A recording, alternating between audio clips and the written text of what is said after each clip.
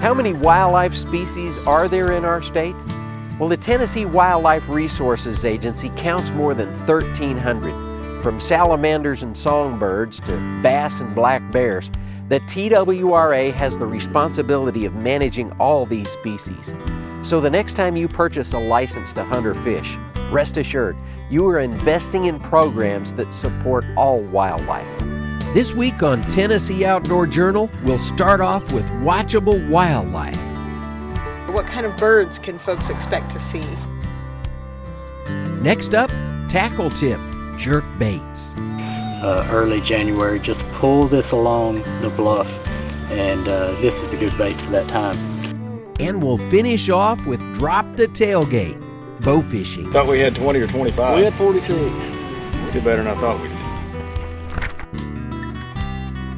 Tennessee Outdoor Journal is opening the cover and inviting you in for some outdoor tips, tricks, and behind-the-scenes look at the work being done by your Tennessee Wildlife Resources Agency. Let's turn the page. What kind of legacy will we leave when our days upon this earth are gone? Tell me who will carry on this work that we've begun, care enough to be the keeper of the dream. Thanks for joining us on this episode of Tennessee Outdoor Journal.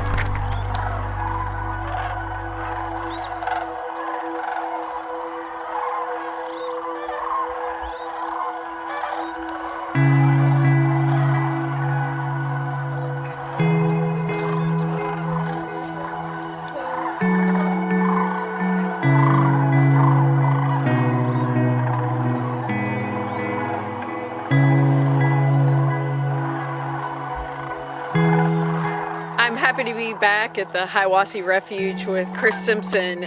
Chris is the #1 help and supporter during the Sandhill Crane Festival weekend. We have a blast together with all of our coworkers and volunteers from the area that work with us. But Chris, you have a really unique job in our region. There's only one of you. That's true. Tell me about yourself. Tell me about your job with the region. Well, I'm Chris Simpson. I'm Region 3 Biodiversity Coordinator out of Crossville. Work the entire region. Get to work with a lot of endangered species, and one of the highlights of the year is the Crane Festival because I love waterfowl and birds. And right here, I mean, if you want to see birds in our area, this is the place to come for the Sandhill Crane Festival. And what do you help me with during the festival, Chris? Well, we start out on Thursday setting everything up. Friday we get to work at the school and usually teach all the 5th graders in the county about the refuge and waterfowl and birds and bald eagles, golden eagles, and other wildlife you'd expect to see here. And then Saturday and Sunday, of course, is all the events at the school normally and here at the refuge, and just coming out to the refuge and viewing all the birds that migrate through here through the winter. This is a major stop-off point for a lot of waterfowl, including sandhill cranes and bald eagles. How many years have you been involved with the festival? Around 16 years, pretty strong, yeah. So we have some history and longevity, which is a lot of fun. You know, that institutional knowledge really helps make it a great weekend. What's unique about this area for anyone that enjoys bird watching or just someone that enjoys being out in nature? What kind of birds can folks expect to see? Well, what's unique is we're at the confluence of the Hiawassee River and Tennessee River. And the Hiawassee River, if you don't know, drains out of the Cherokee National Forest, out of the mountains. And the land here is real fertile, so the farmland is tremendous. So there's a lot of wildlife food, including corn and different crops that are planted for wildlife. So it's a major stop-off for waterfowl. And so a lot of the waterfowl that you would see here would include mallards, of course, Canada geese, diving ducks, puddle ducks, and a whole slew of other birds. But today we have pelicans on the slough. Of course, you have all your winter bird feeder birds, of course, as well, but a lot of raptors in the area as well. And there's one raptor specifically that everybody looks for when they're here, and that's the bald eagle or even golden eagles. Yes. Can you talk a little bit about those two birds? We have a high density of bald eagles in the area. We have several bald eagle nests on the refuge here, and of course this was one of these spots that golden eagles were reintroduced through the process of hacking towers back in the 90s and early 2000s to the area.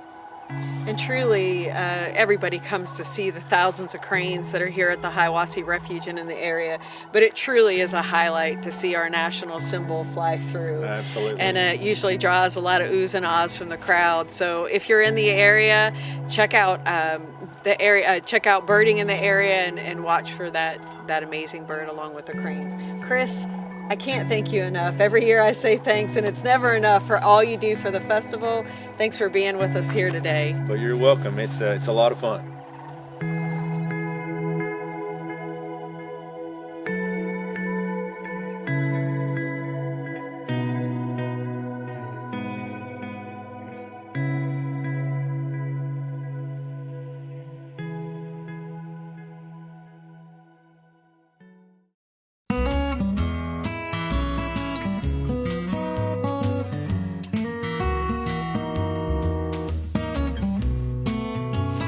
Hey, this is Mike Parsley with the Tennessee Wildlife Resource Agency. What I wanted to do today is give you another tip. Today's tip is about jerkbaits. First things first, there are several makers of jerkbaits, and there are several types of jerkbaits. Each has its place. First of all, there's this jerkbait. This is a megabass jerkbait. I believe this is called a Leviathan, and this jerkbait is made for ultra cold water in the very late winter. So early in January I throw this, especially on your clearer lakes like Dale Hollow, Thames Ford, and Center Hill. And what you'll want to do with your rod is just pull this bait. You don't really jerk it, even though it's called a jerkbait. You just pull this along with your rod. So you pull and wait. You can wait 30 seconds sometimes, maybe even longer, and just pull again. At some point, if you're throwing this in the right location, the line will just start going off on its own, and that's when you can set the hook. These are good baits to throw along bluff walls, little rock outcroppings on bluff walls late in the winter, early January. Just pull this along the bluff, and this is a good bait for that time of the season. So first one is an ultra cold jerk bait with a longer lip, and you pull them, you don't jerk them. After that, you can start going toward a shallower running jerk bait. This is a Megabass 110+1. It gets nowhere near as deep as that Leviathan, but it's got a more erratic action because of the water's getting warmer when you start to throw this. So you can throw this all season long, but I start throwing it a lot more when it gets mid-January all the way through really all the way through spawn. You can throw this up through April, and sometimes even past that, but this is a good bait to use all the way through April. And this gives a more erratic action, although it's still its action is deader than a jerk bait that you're going to want to throw when you get into late February into March and on into April. And this gets a little deeper than you're going to want to throw at that point. What you're going to want to throw when you get into late February, March, and April is this Megabass 110. So you'll notice that a Megabass 110+1 has a longer bill on it than the Megabass 110. That's because this bait runs shallower. That's for when the fish are shallower. So on top of that, the action with this bait is much more erratic than the 110+1, and you actually jerk these two baits. You don't pull them, so you jerk them. And so you'll jerk, and it'll do its erratic action, and don't move it. Just let it sit there, and then you would jerk it again. But you don't want any, you don't want your line taut when you stop the bait, because if it is taut, it'll continue to pull the lure, and you want the lure to be perfectly still in the water column when you stop the bait. So these two baits you jerk, and make sure you do it on slack line so the bait doesn't continue to move once you've stopped. Along that same line, this is an older jerk bait. It's called an Excalibur jerk bait. This is one of the better baits that I found when you get to a lake like Dell Hollow or Thames Ford or Center Hill that have smallmouth in it. For some reason they like that chartreuse and purple. This is a bait that's got a much more deader action than these megabass, even this megabass 110+1. So this is better when the water is a little bit cooler. So what you want to do is you match the action of the bait to the temperature of the water. So if it's a colder water, you want a deader jerk bait, and so you would jerk this one as well. In the late winter, early January, you can even pull this bait like you would this Leviathan. So if you're dealing with cold water, you can always deaden the action of a jerk bait by just pulling it instead of jerking it. Along those lines, there are a great deal more jerk baits that you can throw.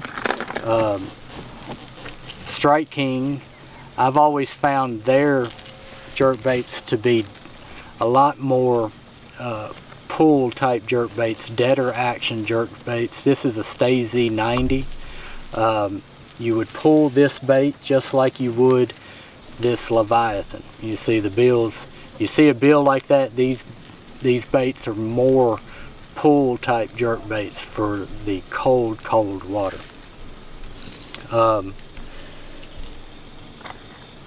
This right here is another Stay Z90. Once again, pull these baits. But overall, jerk baits have their purpose, and each type of bill has a reason that you're throwing it. And then once you get there, discover which bait is more erratic, which bait has a deader action, which bait suspends for you. You don't want these baits rising or falling. You just want them to stay still in the water column and not move. So get out there and find out which is your favorite jerk bait to throw, and take into account the water temperature as well as the water color when you're deciding what color of jerk bait you're going to throw. If it's clear, you want a jerk bait that is almost clear. If it is muddy or stained, you want to be able to see that jerk bait so the fish can see the jerk bait. So those are my tips today about jerk baits. Get out there and go fishing.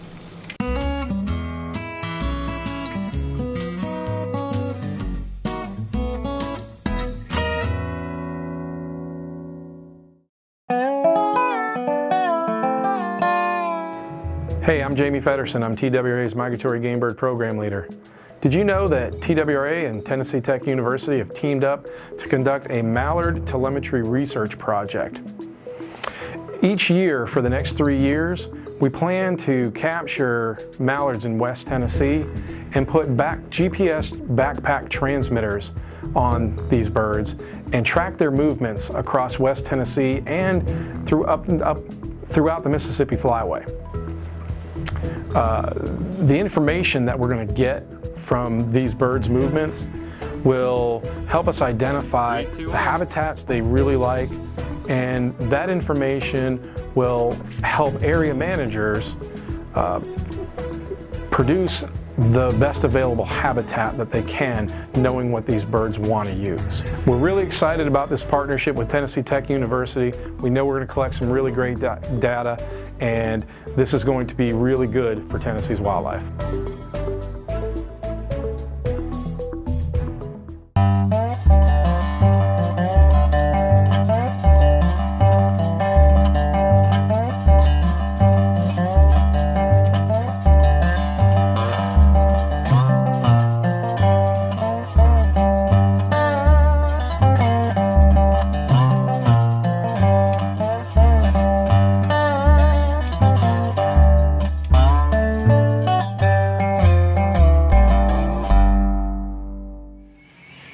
Hey guys, it's Matt Cameron, and today on Drop the Tailgate, I'm in Granger County with my good buddy Wes Jones. We're going to talk about some bow fishing.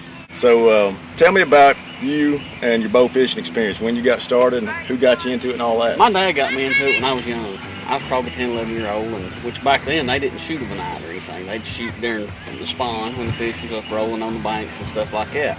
In daytime? In the daytime. Okay. Well, 5 or 6 years ago, I got to run around with some boys from western Tennessee that got me into doing it at night. And once I done it at night, it's too hot to be out here in the daytime shooting them when you can do it at night and enjoy the coolness of the night and stuff. But I like it a whole lot better at night because you ain't got all the boat traffic and it's a lot more peaceful and it ain't 100 degrees outside. Yes, sir. Does the bugs ever get after you? Oh, they're awful. In the summertime, bugs get awful, especially if you get around grass and grass gnats and stuff. It's awful. Okay. Well, that's something I had to consider. You know, you and I went out a couple of weeks ago right here on Cherokee and got into some fish there, and weren't really any bugs to speak of that night. No, but last night they was out pretty good. Last night we went out and shot some last night, and they was pretty. You can tell it's warming up. So when we went, we got into most of the common carp. And Yep. I think you stuck a buffalo. Shot a couple buffalo. Didn't get any gar that night. Gar were sort of scarce that night, but they're starting to show up a little bit better now. Water temperature's warming up. They're beginning to spawn.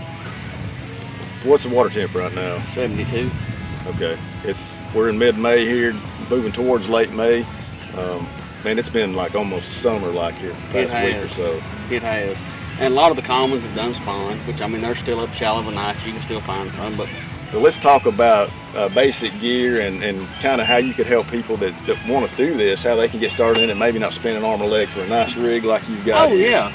Yeah. As far as bows wise goes, everybody makes a bow fishing bow these days. PSC makes one, Cajun makes one, that are combos. You can get it like Bass Pro Shop, Bowfishing Extreme, stuff like that are a couple $100. I mean, they're not going to break the bank. I mean, okay. I shoot the Oneidas because we do a lot of tournament fishing and stuff, and I do it all the time. That's a $900 boat, bar boat. Not everybody wants to spend that. Sure, especially starting out to see if they even like it or not. If they even like it or not. I mean, there's so many. I mean, everybody's got a combo about it now for bow fishing, and that'd be my recommendation. I mean, get you something cheap if you like it, and you want to upgrade. Then sky's the limit on that. You can spend it. This is a sport. You can spend just as little or just as much money on it as you want. I'm a firm believer that you need good gear. You may not have to be top of the line guy, but I want something decent that's reliable that I'm going to be successful with. Cajun Sucker Punch is a real good bow. I've actually got a TSC at the house that I still have that I shoot from time to time.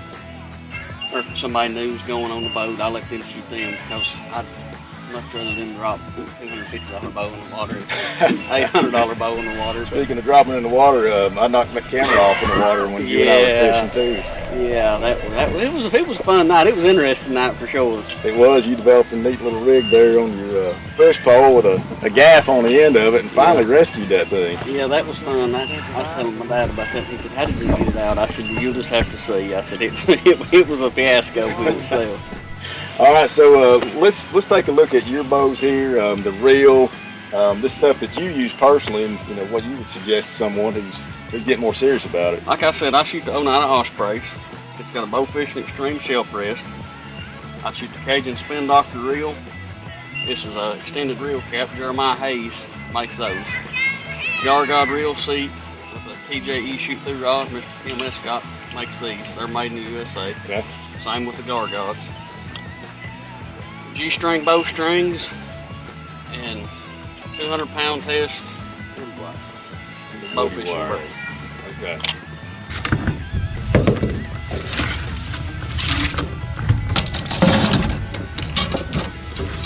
This is what I'll shoot mainly around here for your regular commons, 5 to 10-pound commons. That's an Interlock Pro Point. What kind of arrows you running? That is a RPM NRG shaft. It's carbon and fiberglass mix. And what's the purpose of that? Stiffer. To be honest, my bows like those arrows better than any arrow I've shot. Okay. They don't splash hardly any. The fiberglass, I've got some fiberglass. You can tune a bow to shoot pretty much any arrow, but I just like the NRGs. They just seem to shoot better out of my bows. NRG. NRG from RPM Bowfishing. Now for the big fish, I like the interlock 3-barb grapple. It's got a little more holding weight. So it's kind of like mechanicals. It's kind of like a mechanical. When it goes in the fish, it's like this, but once the fish starts fighting the air, it opens up. You've got more holding power there. And I also, for big fish, I'll shoot the TNT 4 barbs. And they're the same thing, they're a great point too. When you get a fish on with these, with the TNT, you just completely screw it off, dump it in the barrel, screw the point back on, and you're ready to go again. With the interlock, you just loosen it. Okay, and slide them off that. And slide them off that. Okay. And the same thing with the pro point. The pro point, when the fish is fighting against it, the barbs will stay right there. When you get a fish to the boat, the barbs reverse and the fish slides off. Tell us about your rig here, Wes. It's a 2072 all-well bowfish. Andalusia Marine rigged it. It's got a 140 Suzuki 4-stroke on it with a 9-horsepower Tohatsu kicker motor, which is rigged a steer stick in the front. The throttle and everything is right here. You got the hydraulic jack plate, tilt and trim on the motor, and the gear shift right here. So it's a glorified trolling motor. It just allows you to cover a whole lot more water without having to worry about dead batteries. And the steering on these boats is phenomenal. I mean, which that one's trimmed up, but you can steer with 2 fingers. Lights are 100-watt 5-star LEDs. Victor McNew does them. They're a orange light. I'm high pressure sodium color, which seem to cut the muddy water a whole lot better than a wider light. The wider lights, you get more reflection than it does. It'll reflect off the water more than it will actually cut the water. Check out Scott with Copperhead's Outdoors. Scott's got a bow shop down there, and he has a good selection of bow fishing gear. Bigger than most around here, to be honest, which he's right there on Gunnersville. Bow fishing, it's getting to be big around here, but it's a whole lot bigger down there than it is around here. So Wes, tell me about some other places to bow fish across the state. You know, you're out here in East Tennessee, and we know it pretty well. You know, where can folks maybe in Middle and West Tennessee go?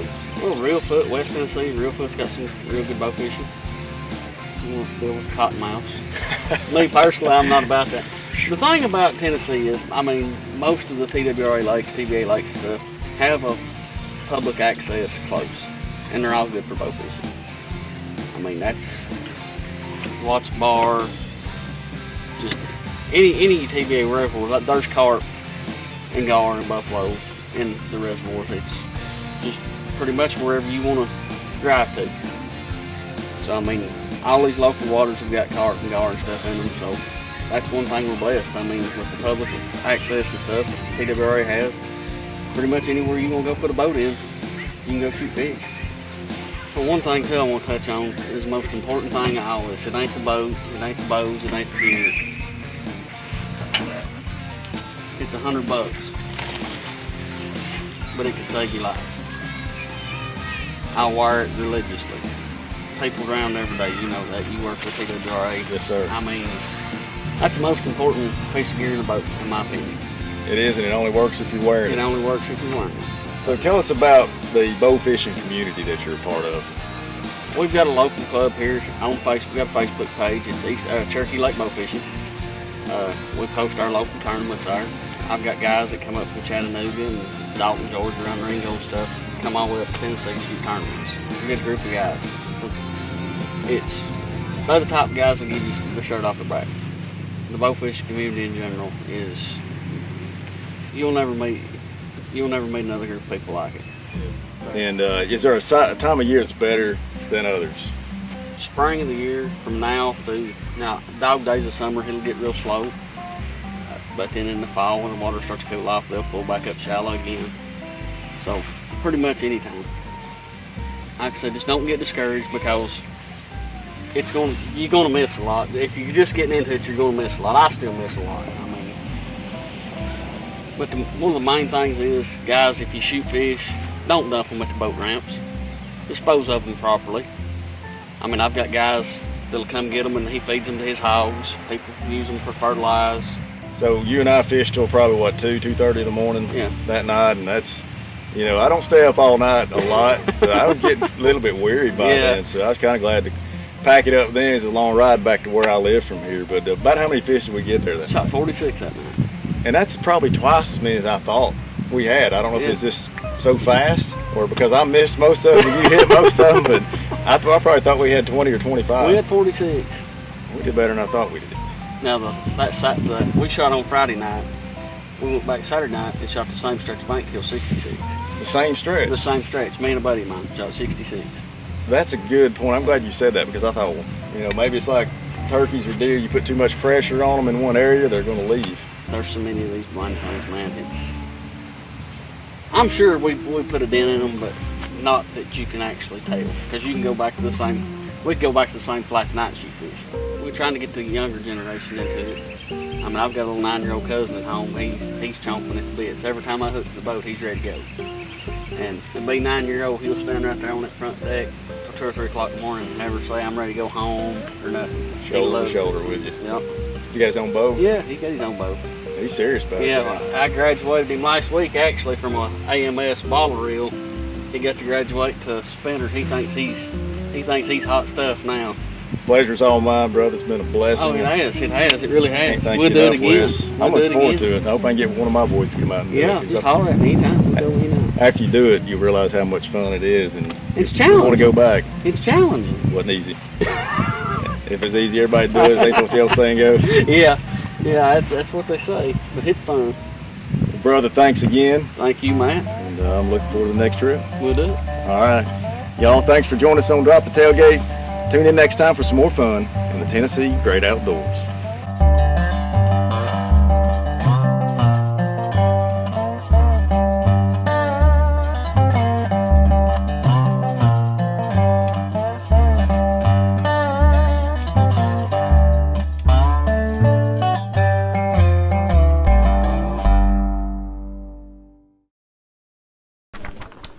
Thanks for joining us on this episode of Tennessee Outdoor Journal.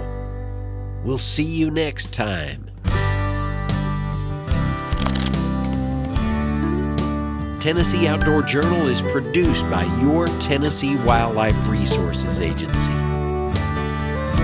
Tell me who will carry on this work that we've begun. Care enough to be the keeper of the dream.